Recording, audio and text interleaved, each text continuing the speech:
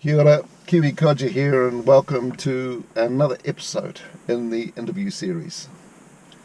Today I'm going out to a retirement village in Auckland, and I'm going to be interviewing the 90-year-old author of this book, Kent and Dillon, Seamen, Traders, History Changes. His name is Dez Martin. Some time back, I had a query for Ron.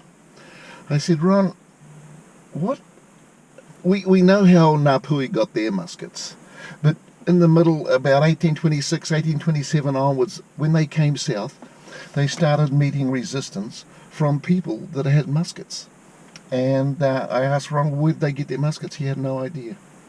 He suggested a few research projects, but, And then about 2 months ago, I get a call from Ron saying, look, I've just received this book and I've read it, and this guy answers our questions. So I'm really looking forward to the interview. Des is not a author. He's done a lot of work on writing histories for his family, which stretch right back to coming out to the Australian new settlement at Port Jackson. So he's got the skills, and he's put together this book, very readable. At the end of the interview and down below, I'll put how you can get hold of the book. So I thoroughly recommend it. It's a great read, and it has some new information. Well, let's go out and interview our 90-year-old Des.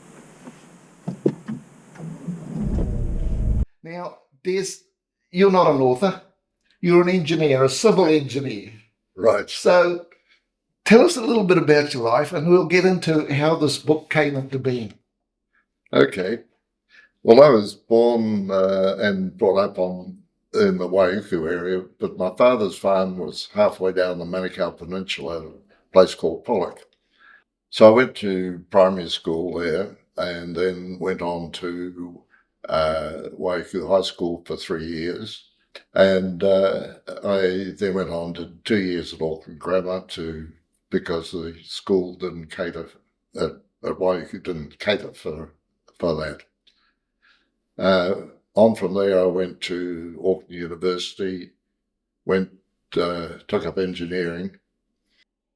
I went on as most engineers did in those days, and took a bit of OE and married, came back, and Kiwi girl?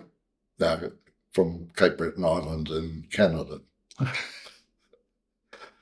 So we settled down here, and for 30 years I worked in construction. Well, I really finished my consulting work in 2010. So at that stage I was 77. Yeah. And I asked myself, what'll I look at here? And my mind went back to my great-great-granduncle, Astley Laurie, who at the age of 20 had ended up as a musket trader in Kawhia. I decided I'd try and find out why he'd come. And I knew that he had been smuggled out of Australia by Captain Kent.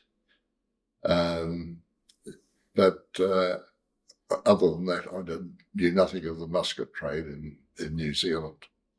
I reread the Musket Wars that I'd had for some time, which was it's a magnificent starting document. Boy, is that a work? The amount of work that went into Musket Wars just makes me shake my head every time I read it. Anyway.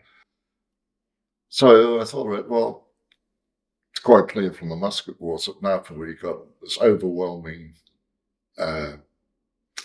store of muskets and a very ruthless leader in Hongi to boot, but there were plenty of others that would take over if he fell by the wayside. So the next question was, how did the tribes, the hapu that Hongi had whacked, get back and build up a supply of muskets? Essentially, if you're looking at how do you get muskets, or how do they get muskets in those days, they had to have something to sell, which is very important. They had to have a navigable and safe harbour.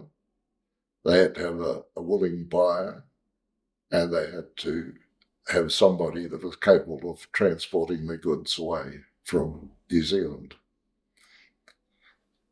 For Ngati Paoa, Tamaki Strait was good harbour, but most of them had been driven well in up country. The first person, but they had spars to sell. And the first person who became involved in this was Peter Dillon. He didn't need a safe harbour. His ship, the St. Patrick, was 430 tons, which was very big for a trading vessel in New Zealand. He had cannon. He'd traded through the Pacific, so he knew what precautions he had to take in going into a hostile harbour or unknown harbour. And so Dillon became a key man in providing Ngati Paoa and the lower Waikato Maoris with muskets. What put you on to Dillon? Was it a record in the shipping? It was in Ross's. Right. Ross's accounts. Once you got onto Dillon, it opened a huge number of doors as to detailed information about what happened in the Tamaki Straits area. Well, so just summarising this, Dillon trades in the Tamaki area for muskets using spars and it pays basically with muskets. Yep. And these muskets are then used by Ngati Paoa to face the inevitable southern sorties by Ngāpuhi, and they start hitting resistance at this stage.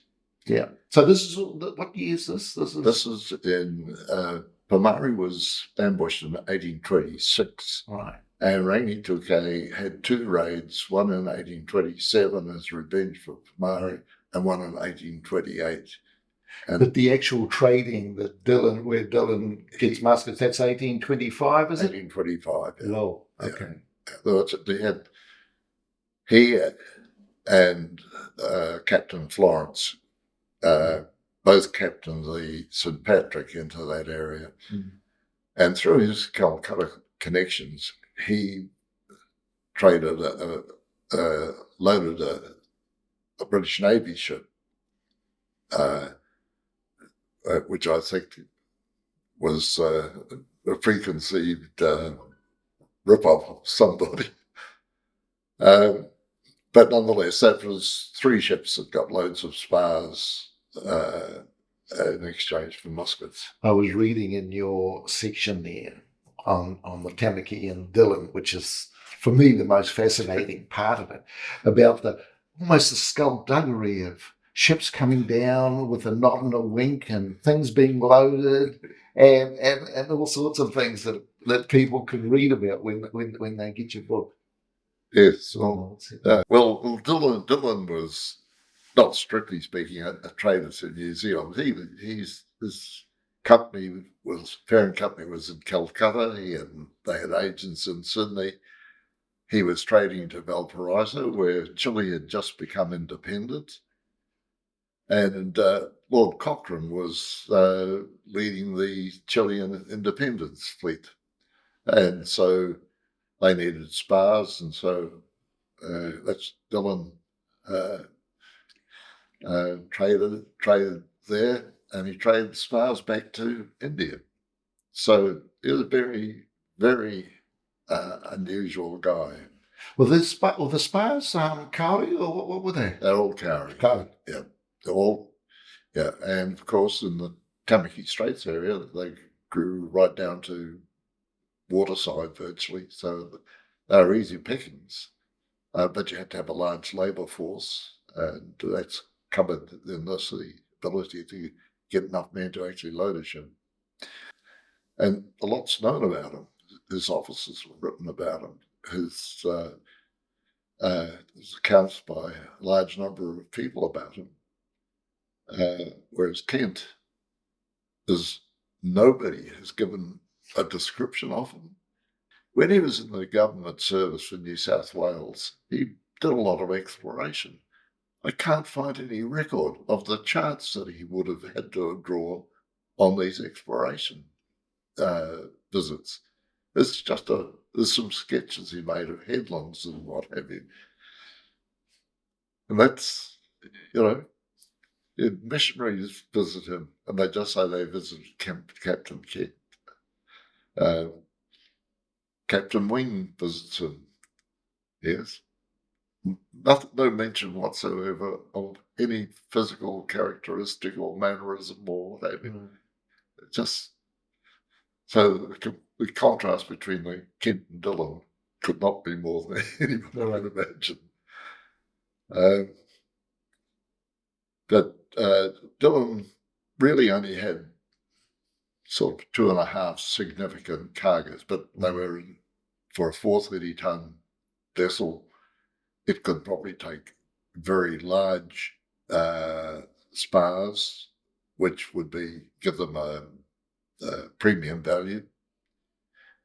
And he did them at a critical time for Ngati Paoa and Ngati Tipa in particular from Lower Waikato. When Dillon was looking for a labour force, most of Ngati Paoa were way up at Cambridge. So the local Ngati Paoa could get a quick backup of people by canoe through to Otahu, and they could build up the labour force, very big labour forces indeed, to cut the spars. So both Ngati Paoa and the Lower Waikato Hapu picked up muskets, and they participated in the ambush of Pomari jointly. So so the Ngati Mahuta and the more of the central Waikato, they were still pretty lean on muskets down there. Well, up until 1825, Te Whewhewhero was living on the Mokau River. The Ngati Mahuta were far away from. I think Te Kanawa was somewhere near Te Awa Mutu, and nowhere near Taupuri or Ngarawahia and I'm not too sure what the situation was at Kāpia. So the initial battle fought with, you might say, Dillon's muskets in the Waikato and on the foreshore of Tamaki. And it wasn't until start of 1829 that Te Whewhewhero started to accumulate large volumes. That's quite a while afterwards. It was, yeah. Okay. It was probably through some visitors to Rewa in Waimate that Kent realised that with the high price of flax, it was worth a shot to do a deal with Te Whewhewhero. Okay. A lot of conjecture there, but it fits. I can't see any other way of it fitting together. And so Kent dumped his marriage to Moatara's sister, or daughter, depending on which source you look at. And this is the Ngāpui chief. He married a Ngāpui maiden, and prospects were better somewhere else. Fair enough. Yeah, so he went back to Sydney. Francis Mitchell, was partner, and so they had somebody to handle the sales of the flax. Came back and surveyed Kawhia, found that it wasn't a hell of a great entrance, but he could give clear sailing instructions. good deep water anchorage opposite where Ngati Mahuta had acquired land from Ngati Toa. Mataga, yeah. And they stitched the deal together. And that's really the story of how where Kent and Dillon came. By 1831, Waikato had so many muskets and access through Kapia to get supplies of powder and shots and all the things necessary to maintain that. I haven't had one person yet come back here, other than a few spelling errors and blah blah blah, that come back and said, "Hey, your facts are wrong here," or "Here's some new facts you've got to consider." It'll come, but This is probably a very good spot to finish this interview. So, very good, Dez. Many thanks for your time. It's been great. yeah.